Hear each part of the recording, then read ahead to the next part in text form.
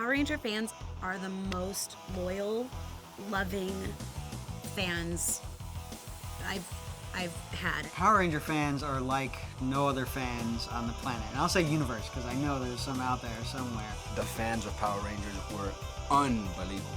They are so dedicated and so passionate.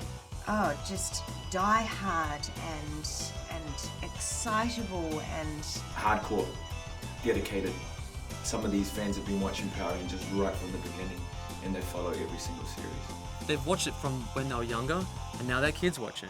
You know, like, I love that. They take the show on wholly, and they love every single aspect about it. Loyal, passionate, sweet, humble.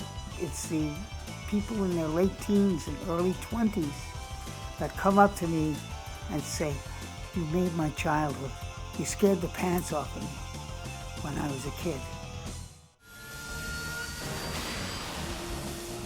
Power Rangers really does have quite a unique fan base and loyal fan base.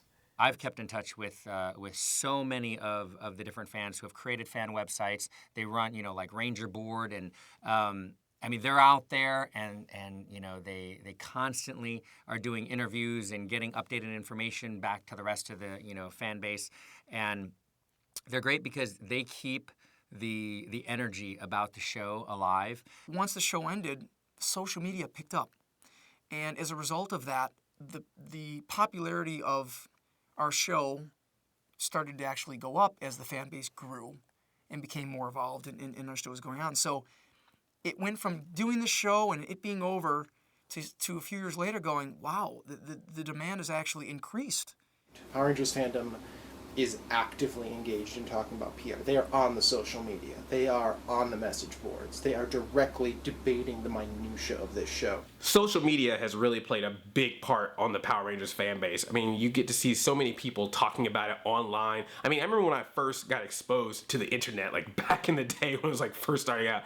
And I remember looking up web pages. You could find web pages already being dedicated to Power Ranger episode guides, favorite cast members, pictures all over the place, fan fiction. You know what's up. Within a few days of the original airing of Day of the Dumpster, there were discussions popping up on superhero Usenet boards. There were actual discussions being formed.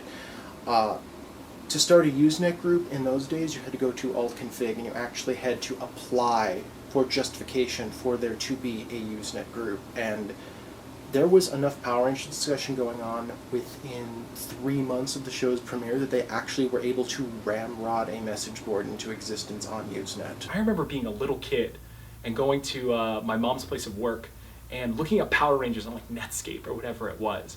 And what was so amazing was that there were photos and like descriptions of Power Rangers episodes online. I was flabbergasted as a little kid. I didn't know such a thing would even exist. And then it's great because that internet and Power Rangers have been together for so long. And I remember going on forums as a kid. I remember going on Ranger Board. It is a way of life.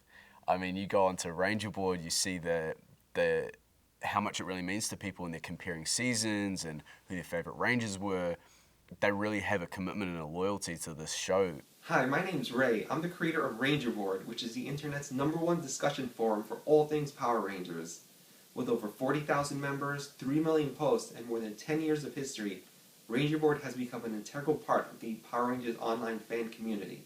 Ranger Board started out as a Power Ranger fan site called Ranger Central. It was created by Ray all the way back in 1996.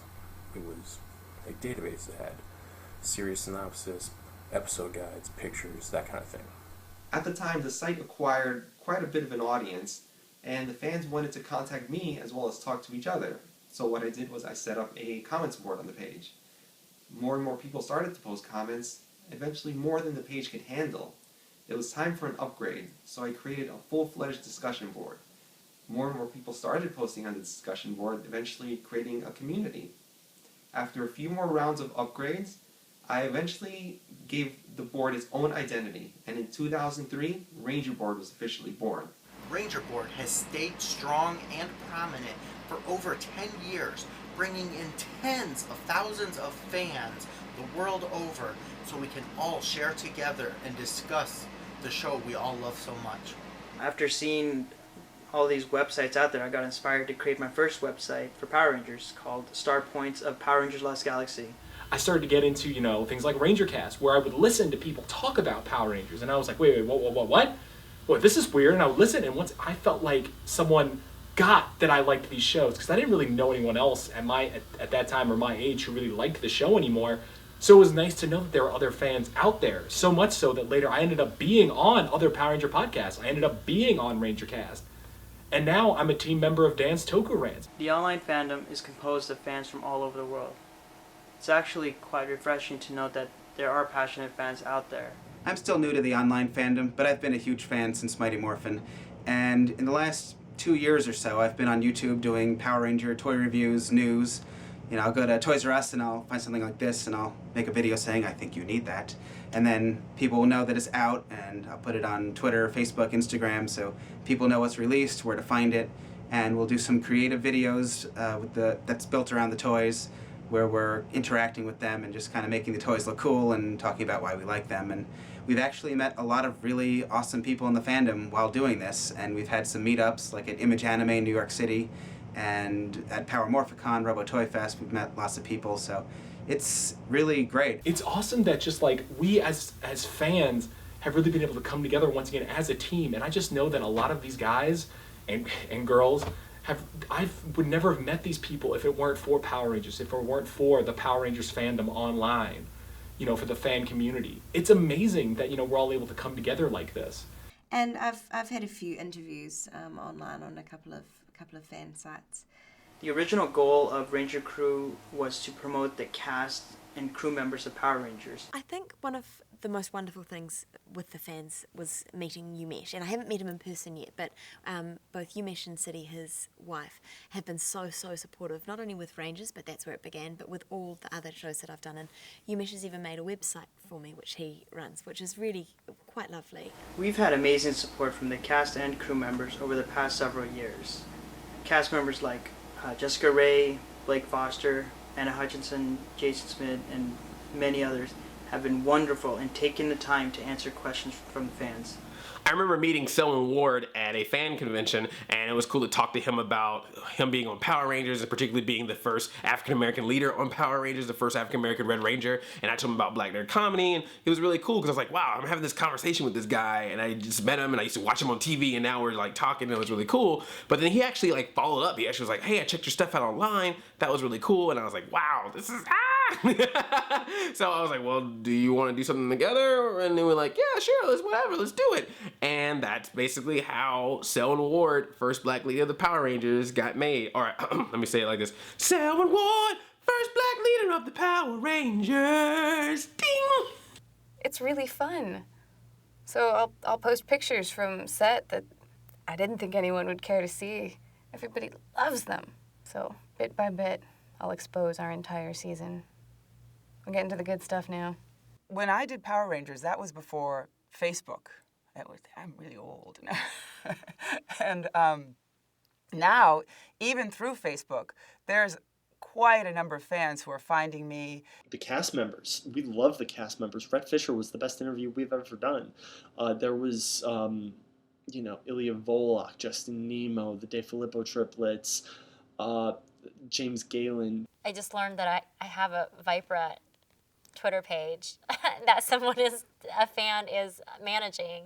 There was, Scorpion Rain, which was the greatest prank of all time. Scorpion Rain started as a joke in the Power Rangers IRC chat rooms in 1997. The original joke was some leftover suits from the original MMPR movie were still at Fox's studios in Australia, and using a bunch of toys, the people at Foxtel had started a little mini-series to bridge the gap from Power Rangers Zeo until the release of the Turbo feature film. It was a 5-part mini-series. They told the story of how Lord Zed came to Earth with Serpentera, which had been rebuilt somehow, and proceeded to destroy the Zeozord fleet and badly damage the Zeo powers. At the climax of this storyline, Tommy was to scream, "Aw man, that's one ugly Zord." One of the guys involved in the Scorpion Rain hoax later went on to write for Power Rangers Wild Force, and he decided that Forever Red was going to be a sequel to Scorpion Rain, and he gave Tommy the line in Forever Red. "Oh man, that is one ugly Zord." No one questioned that Scorpion Rain was real. everyone hoped that at some point the video would leak in some form online. The fundamental idea of the story, that the newly ascended Lord Zed came to Earth following the conclusion of Zeo and actually did wipe out the majority of the Zeo fleet, has been taken as canon to varying degrees by the fandom ever since. It resolves one lingering issue, which is Zed and Rita return to power at the end of Zeo, and they proceed to do absolutely nothing from then on out.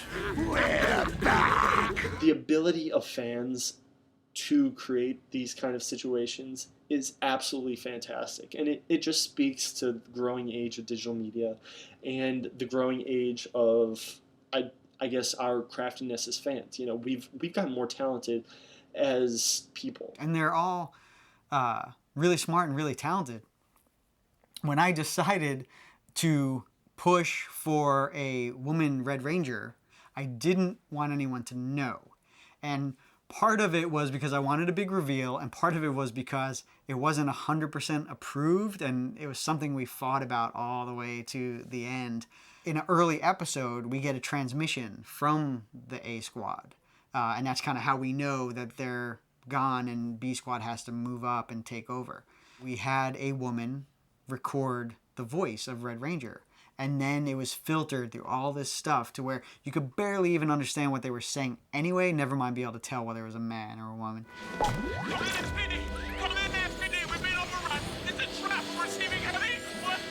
It ended up being broadcast, and within hours, a fan posted on Ranger Board that Red Ranger was a female.